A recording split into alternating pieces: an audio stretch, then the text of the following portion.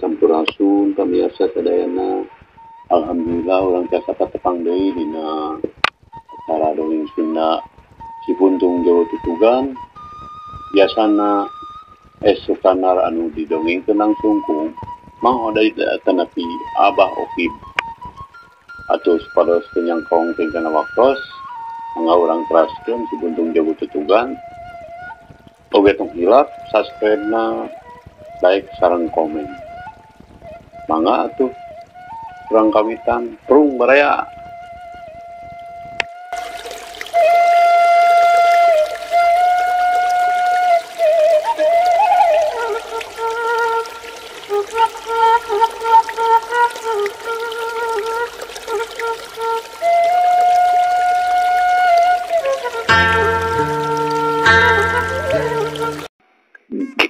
Sia lain cengiran wae kadiekeun bedog aing gubuk tuh pajagla tetep sesentak ngerasa geuleuh ku petaplah nu jadi muridna lain kadua nulungan ieu mah kalakah yang serikeun kanggo naon Pak Guru ibadah rada ruas oge sok sieun dikadikeun kana huluna dipake empus keuyang pangpang nama manehna kadon yang serikeun.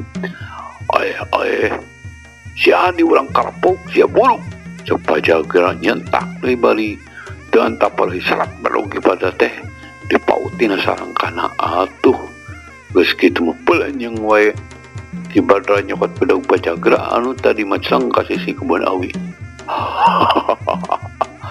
Can kapok keneh Jagra cek Andi ngahehe bari ngadenge ucapan Pajagera anu deuk ngarepuk ka manehna. Tongnya capek sia Buntung cacan boleh dulu kurang ajar sia cek Pajagera anu malangkeun bedogna dina dada inggis jol-jol ditumbuk ku leungeun Buntung we saur atuh Pajagera Andi bari sat di siku-siku sawios Mang Tasim teu kedah li biung tingali we Mang. Andi nyarita ka Mang Tasim lantaran kebireungeun manehna geus maju pikeun yang harapan kibadah nu harita geus aya gigireun Pajagera. Gerak tak ada sia Buntung. Gentak nyemberkeun bedogna Pajagera kibadah nya kitu keneh nyerebet ti gigir rada bunga dumeh manehna teu kudu ngayonan Mang Tasim mending ge ngilu ngerepuk jeung tinimang kudu patutunggalan yang Mang Tasim mah lantaran ka ijir yen manehna teh moal tahan. Tarima Jagra ngagentak Andi ngagerakkeun siku-sikuna tang banana bedog geus hasil ditakis serapat siku-siku ka kencang berengan ngangsrodna suku katuhu nyerong ngenca dina gerakan cacar bolang. Lompat ka mana bae diparok tah bawa tok sia Buntung cek Pajagera sanggeusna ngarempot ingkahan cong siku-siku teh nyebetkeun deui bedogna babarengan jeung Ki Badra. Tapi manehna teu kira-kira ngaranjungna lantaran cong siku-siku geus balik deui sedengkeun bedogna masih keneh ngangkang di luhur ku kituna manehna ngagedak ngejat ka tukang. Nya kitu deui Ki Badra tiba-tiba anting mundur pikeun nyalametkeun beteungna. Tapi gerakan Andi teh kandeg dina kecepatan anu luar biasa anu teu bisa dituturkeun ku panenjo sakilat. Andi ngagunakeun gerakan pangamu sira Pajagera katut Ki Badra ditaklan ti tukang ngaguak karasa nyeri jeung reuwas. Bari ngaguak teh Ki Badra mah pangacianana ngadadak kabur atuh nu ngajadikeun manehna teu puguh pola corelat Andi kaharup reh lawan-lawana keurang ngadarang ka tukang teu antapara deui cebrot. Tobat leungeun Buntung teh teumis deui ngahaja dada Pajagera hiu cekuh jamba suku Andi nyayang satakana-kana ka kampong ibadah. Aduh ampun sapada harita duanana ngajeblag nang karak bengkang. Pajagera terus ngejejer serta langsung ngkolokok utakeun getih hirup tina sungutna sedengkeun Ki Badra mah ngadon dalang sudan bari ngkolokokkeun ngudarkeun eusi kadutna. Udah nepi ka kitu we meureun kakala ngarasa kapok. Ceuk Andi bari ngoroyong nyemperkeun sabdana anu keur ngariung jeung Mantasim sarta sababaraha urang muridna. Moal kitu eta teh Kang Andi sabdana ngarasa hariwang. Sok sieun Pajaga jeung Ki Badra teh terus misan. Ku kitu mah sok sieun. Jadi kepapanjangan ulah-ulah manehna oge bakal kabaud kebabawa moal. Kang Andi oge teu mere dosis leuwih. Wajar sakitu mah tuman kudu diwalah. Mun sakitu mah tembal Andi bari ngareret ka lebah Pajagra.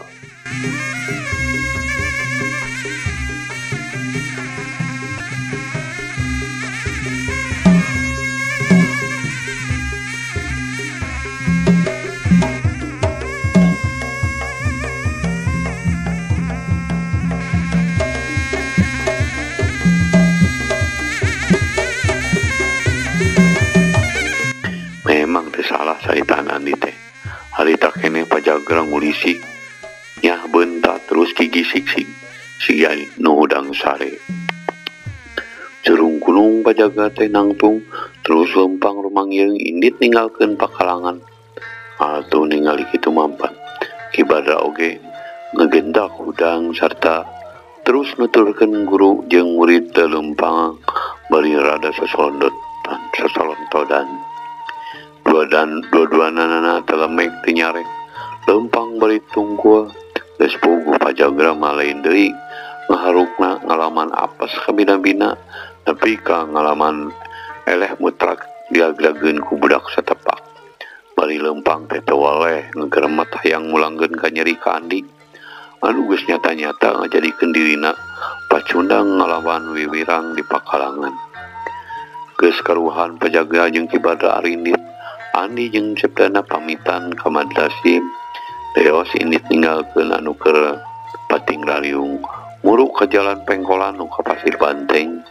Saterusna duanana ngagaredik rek terus ka Panenjoan hayang gerapangih jeung Aki Surdi sarta si Ruyuk anu geus lila pisan ditinggalkeun.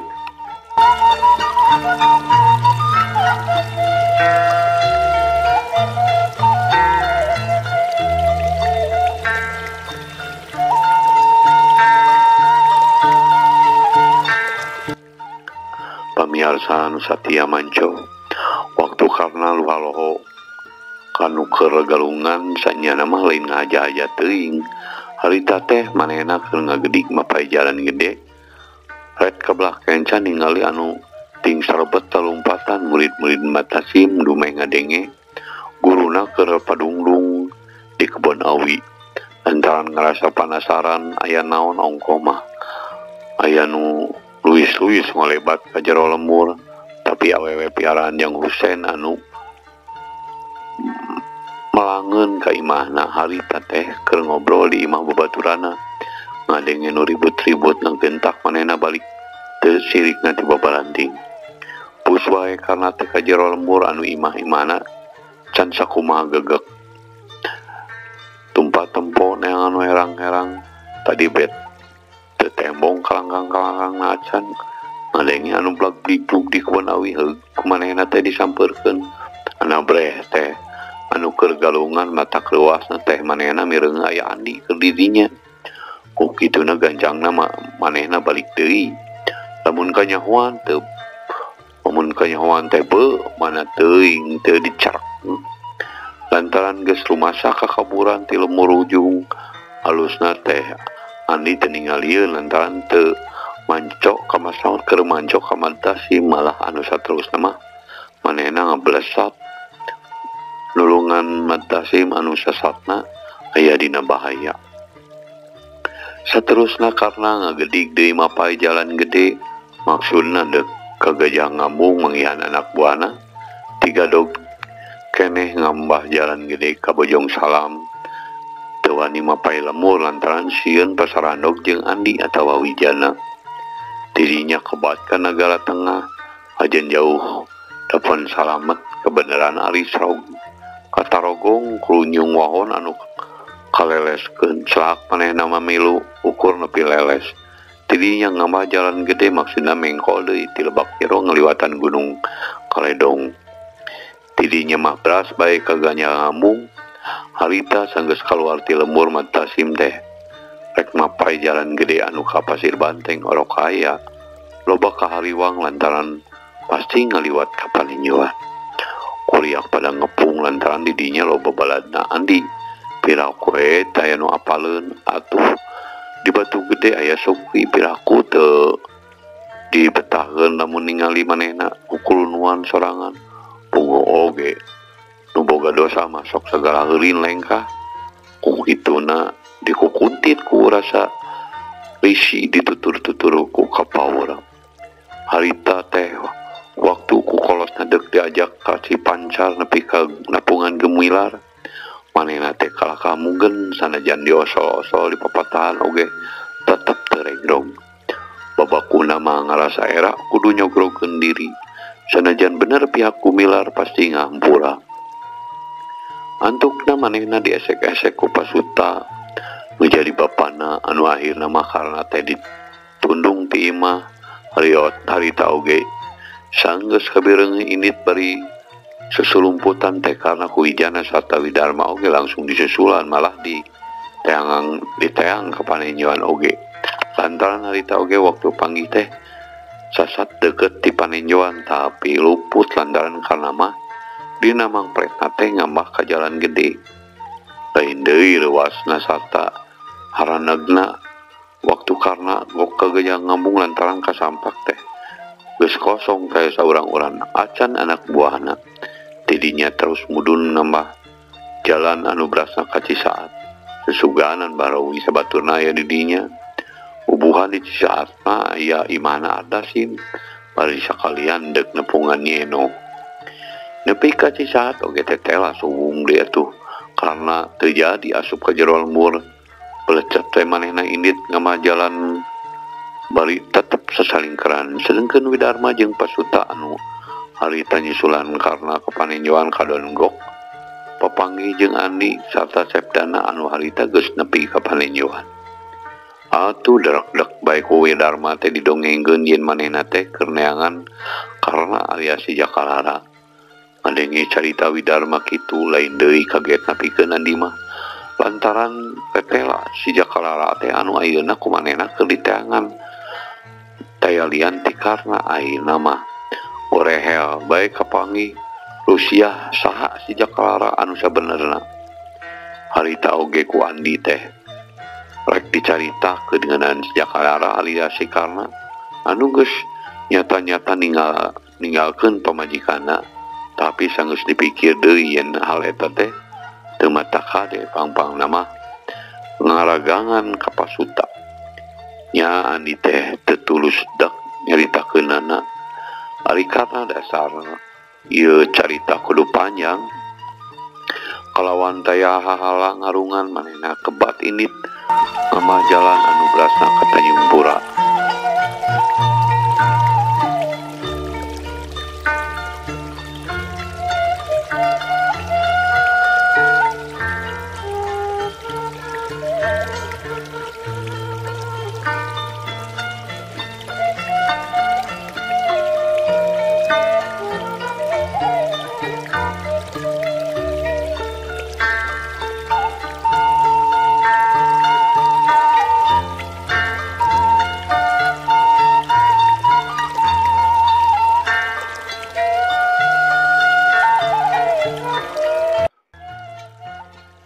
Andi mah harita terus marangan Widarma jeung Pasuta manehna mah jeung Sepdana anu indit panderi murug ka Cisaat tapi teu lila didinya teh maranehna terus balik ka Cipancar Andi teu ngarasa kagok deui ari bari mamawa Sepdana mah ngarasa hariwang kudua kutilu hariwang bisi Pak Haji ngarasa dedeupeun ku Sepdana lantaran kapan Pak Haji mah can apaleun lamun ayeuna mah sikep Sepdana ka manehna teh geus robah ari apalna mah kapan pan kumaha sikepna Capdana ka manehna salila ieu. Lantaran geus pasti Haji tatanya, Pak Haji tatanya ka dia ngeunaan Capdana. Sajen eta di nu dipikahir hariwang teh sok sieun ngeunaan urusan dirina jeung tarsiah ka ambeuk ku Capdana anu antukna bisi jadi aya pikiran lain-lain ka dirina. Lamun harita Andi rada lila ayana di Cisaat geus tangtu manehna bakal panggih jeung Barawi anu harita aya di wewengkon anu teu pati jauh di Cisaat. Nyaeta tempat anu baheula dipake nyumput waktu manehna mah masih ngahiji jeung si Jakalara. Ayana di dinya teh Barawi ngan ukur jeung Sudinta katut Ardasim lantaran sanggeus karuhan karena teu moal ka Gajah Ngambung. Komplotana teh bubar aing-aingan deui saperti samemeh aya karna. Wigena sabaturna balik deui ka Karangsari sedengkeun urut anak buahna Ki Jantra nyaeta Dulmanan Jumanta Ketut Sarakawi. Heueuh da maranehna mah geus teu boga deui gegedugna. Terus bae marulang ka lemburna anu teu jauh ti Ciaro. Barawi jadi ngarasa hariwang aya di Gajah Ngambung teh. Bakuna mah Andi anu kacida dipika seberna sok sieun terus ngobrol teras kana pamaksudan Andi anu rek males pati. Barawi teu sirik nameh tiap ngarenghap gawena teh ngan gegebegan be teu beda jeung orok anu teu digebrag ku indung berang. Ku kituna manehna teh mutuskeun ninggahan ti Gajah Ngambung nyaeta ka tempat nyumput baheula anu kaayana masih harieum ku tatangkalan. Harita oge waktu karena Widarma sarta Andi ngulamprang ka Cisaat oge Barawi mah keur ngadedempeh bae dinu panyumputana keur mah tarawani deui. Ari ngulamprang pabebeurang mah waktu Capdana ngarongheap datang ka imah langsung we Pak Haji Sobana teh nanya, "Di mana Dana? Ari indit teh menisok kamalinaan." Wangsul dipanenjauan sareng Kang Andi, Capdana terus terang, "Yung Andi, dedengan teh pas naon?" Rada kaget oge bari satengah sapercaya oge ngadengi jawaban Capdana teh. "Ah, amangan we bah, karasa atuh da di bumi wae mah." Tema Capdana bari parawahna mah teriuk-riuk, "Nu bener eta teh Dana." "Daras bah, taroskeun we ka Kang Andi." Tema Capdana bari ngareret ka Nyi Euis anu paromanana ngadadak siga nu pinuh rasa kakaget oge. Lain deui nyaredetna ngadengi ngaran Andi disebut-sebut teh. Ayeuna oge ka Andi teh aya di bumina mangudi. Nah atuh lain terus diajak ka dieu. Teu kersaeun duka panginten kae wengi mah ka dieu. Cek Capdana bari ngareret deui ka adina. "Lain Dana, angguran mah cik ulin kaleles tepungan yang Husen. Kunaon mending ngamplang teu ka dieu-dieu." Cek Pak Haji manehna mah teu nyahoeun naon-naon anu geus kajadian antara minantu jeung anakna. Ku kituna mah cek Husen teh masih asak dijeuhan teu wani betus. Maksud teh Capdana pangintennya. Capdana teh masih asak dijeuhan teu wani betus lantaran sok sieun jadi aya mamalana nu teu hade boh pikeun kolotna boh pikeun nu jadi adina. Memang ari ngagugun nafsu mah manehna teh hayang pok we ngagorolang nyaritakeun kanu jadi inung bapana. Pang-pang mah sok sieun kaayaan adina jadi tambah parna. Sanajan bener kitu oge sasapna kawin Kajang Husen teh ku cara dipaksa.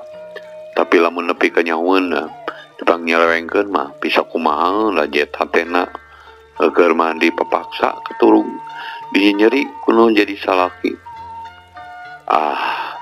Teu kudu ditepeangan bah. Lamun hideung oge ngurunyung meureun ka dieu. Cek Capdana bari ngareret ti ka Nyi Euis. Bisi gering we. Aya meureun pangjurungan deui ka dieu.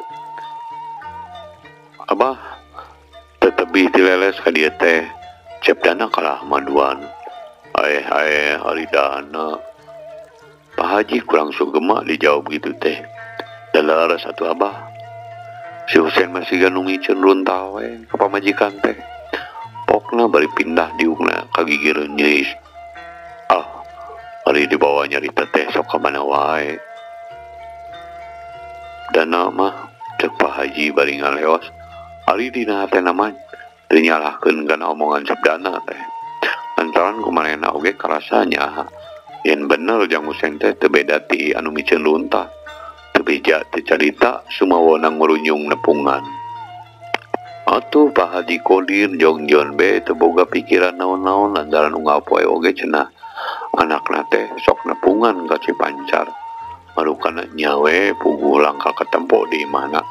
Sok padahal sapopoe teh idak liar di imahna Ki Jalal ngasakeun pangabisana ka Pajagra. Jang Husein mah teu nyahoeun yen guruna teh mung siliragrakeun mutlak wadi.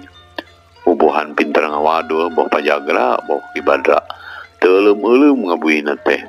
Cenah musuhna di kadungara teh memehan binasa ku Ki Badra. Atuh jeung Andi oge kungsi bentrok yen nya kitu deui waktu di ayonan ku Pajagra si Andi teh ngacir cenah teu manggap mulia. Leungeun anu buntungna teh teu mempan cenah ka Pajagra mah. Ieu sababna nu matak Jang Husein terus-terusan diajar ka Pajagra lantaran maksudna manehna mah hayang ngarubuhkeun Andi ku leungeun sorangan. Kang Dana teh kaninjoan Kang. Urang Pak Haji ngaleos. Geus ngaleos nyeis. Nu ti tadi ukur ngadengkeun teh nanya ka Sabdana. Nya euis.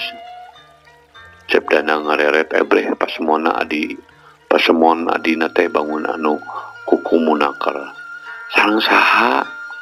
Euis api-api teu ngadengi. Pan tadi tos dibejakeun ka Abah. Cek Sabdana. Asa teu percaya atuh da. Nah, mah teu percaya. Mari terang jujutanana. Nyeuis bari ngabalieur nyumputkeun beungeutna. Horeng tina juru-juru panonna anu ngagarenang tlak nyerudut mapai pipina. Baheula atuh. Ayeuna mah Kang Dana ge geus eueling. Dosa kabina-bina. Giruk kana geus ebreh kana kabelana. Sae we atuh. Ayeuna Kang Dana balik pikir sakitu diajakan ka dieu teh teu karesaheun. Henteu kita geus teu diajak ku Kang Dana teh. Naha tuh teu kumaha da geus pasti malaekeun puguh ari kumenjot nama Kang Dana teh hayang manehna cicing di dieu keur mah geus sidih kumaha bebelana. Atuh Kang Dana Kang Andi teh jalma nu ngelis, nu pinang, teu sanak teu kadang, teu indung teu bapa. Cicing di Mang Udoy oge pan sakadar likukut. Kan eta pikirna mah pihadeun. Sabdana nyaritana bener-bener dalia. Pokna mah ras inget. Karena kelakuan manehna anu geus nikang ngewa ka Andi teh beak pikarep. Tapi ari Andina mah teu riuk-riuk dipikang ngewa teh. Tibatan males kang ngewa mah kalakah ngebaekeun kabelana. Nepi ka ayeuna oge masih ingat waktu manehna dikakaya ku si Jakara sabaladna. Yeuis pada ngadenge pok-pokan anu jadi lanceuk kitu teh bet beda jeung anu beda deui raheut hatena. Nu kaayana ayeuna teu beda jeung anu keur humapur. Nu ebrehna kaluar totonden kujuhna cimata nu terus-terusan merbei. Membaseuhan beungeutna anu dipiring ku ingak anu teu kurang matak nimbulkeun ting saresetna hate Sabdana harita. Nu antukna manehna terus ngaruk bali pikirana custos kamangsa ka tukang. Wajengkang nyeuis ka kamar bluk paedang kuban breh. Ingak anu tadina ditahan-tahan teh ayeuna mah banglas ngaguguk bangun anu kacida kanyerian perbawa anu urawah kudawang deui. Paribasana anu karugrag mah sok leuwih parna nya kitu pisan kaayaan nyeuis ayeuna henteu we ari kumapag sasambat mah boh dikedakeun atawa ukur gantos hate ku kituna mah nyeuis teh masih eling teu hade ngarumpak basa dosa pamali ngan ngaran-ngaran anu geus boga salaki teu mikeun lamun sumambat kanu sejen sok sanajan ari gambaran rupa andi mah keukeuh teu bisa dikerpeskeun napal pageuh dina bibir panon cep dana ukur cunggelik sorangan majengkangna nu jadi adi ukur dituturkeun ku paneuteup bari hatena mah ting sareset ting saredet mireungeuh beungeut anu geus cipluk cimata teh ngalas kabina-bina meh teu kuat nembokeunana